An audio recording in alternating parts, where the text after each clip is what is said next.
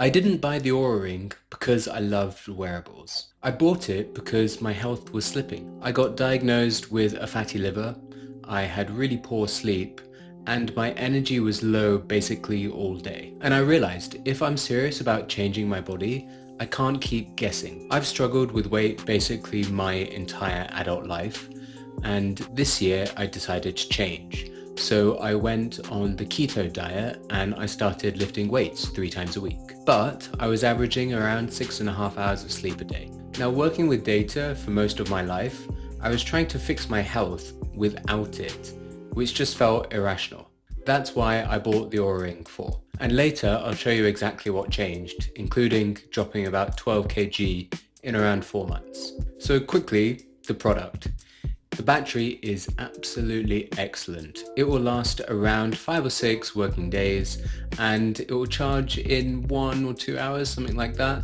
It's not really a massive concern and I never really think about it too much. I often just sort of pop it into the charger whilst I'm in the shower, come out, and it's absolutely fine.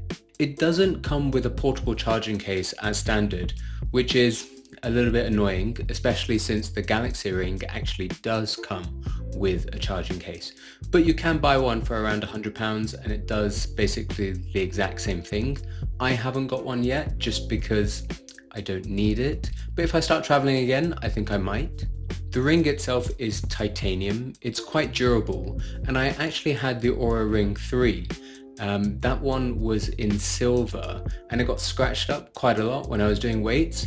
This one has held up for about 3 months now and there's no scratches at all. So it seems durability has been improved a fair amount. Design wise, I genuinely like it. It looks more like jewelry rather than tech, and I love that it doesn't have a screen. No notifications, no buzzing in mid-meetings, and no distractions, which is exactly what I was after. And that's something I was looking at. Should I get a watch or a health tracker of some sort? But I really didn't need or want another screen on me. So why did I pick Oura?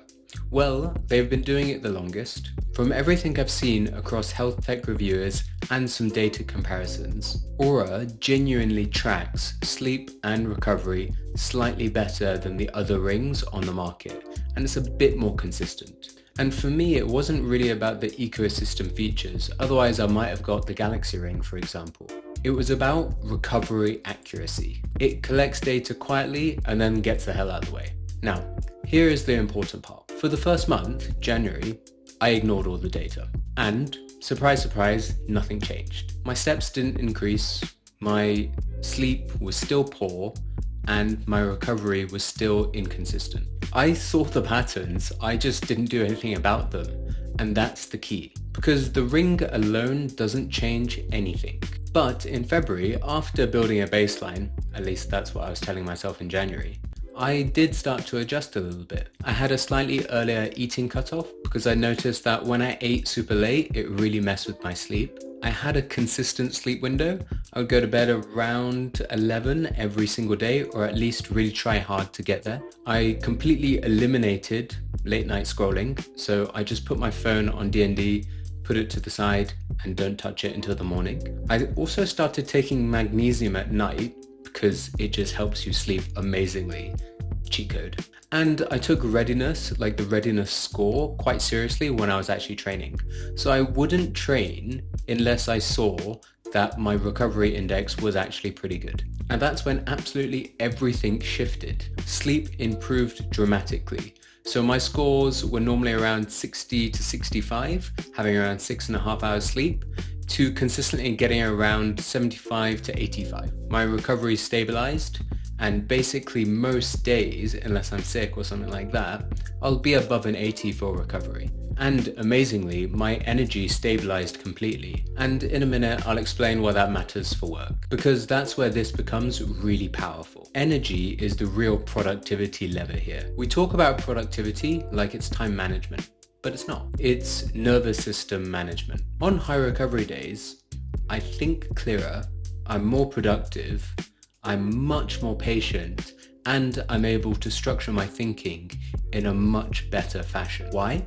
Because when recovery is strong, your system isn't in a stress-induced mode, and that allows better decision quality, more emotional regulation, a deeper focus, and less cognitive fatigue. And on low recovery days, you compensate. More caffeine, especially for me, shallower thinking, and a shorter fuse. The ring doesn't just show sleep, it shows readiness. And that allows strategic intensity. So you can push when you're strong and maintain when you're not. And that shift alone has increased my productivity more than any app or any productivity book has ever done. Now the hardware is actually pretty simple, but the app is where the heavy lifting is done. It tracks all of your sleep stages, HRV, resting heart rate, stress levels, activity balance, and readiness scores.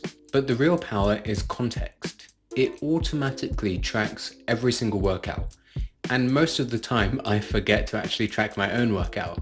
So I'll later on come and check the app and it will say, did you do some kettlebells then? Or did you go weightlifting then? And I'll be like, yeah, I did. And you can just quickly confirm the activity, and it's super handy. Because when I look back at my data, I can see, that was a kettlebell day, and that's probably why my recovery dipped a little bit. Or, I was a bit hungover that day, that's probably why my sleep wasn't that great. You can also tag behaviors, like I recently tagged my birthday, just to show myself that, yeah, that's why I didn't get that much sleep that night, and that's why I was a little bit hungover. So over time, the trends become undeniable. And once behavior becomes visible, discipline follows quickly.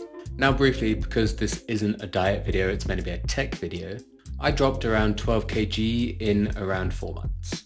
Now the ring didn't cause this, but it did support it. What actually worked for me was an increase in discipline, keto diet, so basically 0 carbs, lifting about 3 times a week. It could either be in the gym or it could be kettlebells. Roughly 10,000 steps, maybe 3 times a week.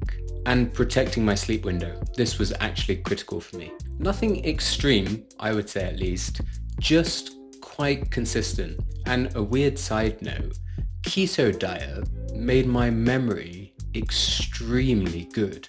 I have no idea why. I did some research on it and apparently it's something about ketosis. If you want to find out more about it, drop a comment below and maybe I'll do a quick side video on it because it genuinely blew my mind. Now, where does the Oura Ring fall short? It will not fix your discipline. January proved that for me and for you. If you ignore the data, nothing changes. If you buy the ring, it won't magically make you skinny. And it won't override human intuition as well. Some days I have pretty low scores, but I feel really good, so I'm not really too sure why. But one thing that is consistent is that data just informs me of how I should be feeling. But critically, it doesn't command me. So if I am feeling pretty good, but my scores are quite low, I'll still do the workout, I don't mind. And yes, it is premium, especially if you are just ignoring all the data and your health continues to plateau. Then you probably don't need it. So, did the Oura Ring improve my health and my working day? Yes, categorically yes. Not because it tracked my sleep, because it made my energy visible to me. And when you manage your energy properly, you train smarter, you think much clearer, and you execute consistently. For me, this wasn't about optimization for the sake of it. It was finally about taking control of my health in a measurable way. And the structure changed everything, but only after I decided to listen.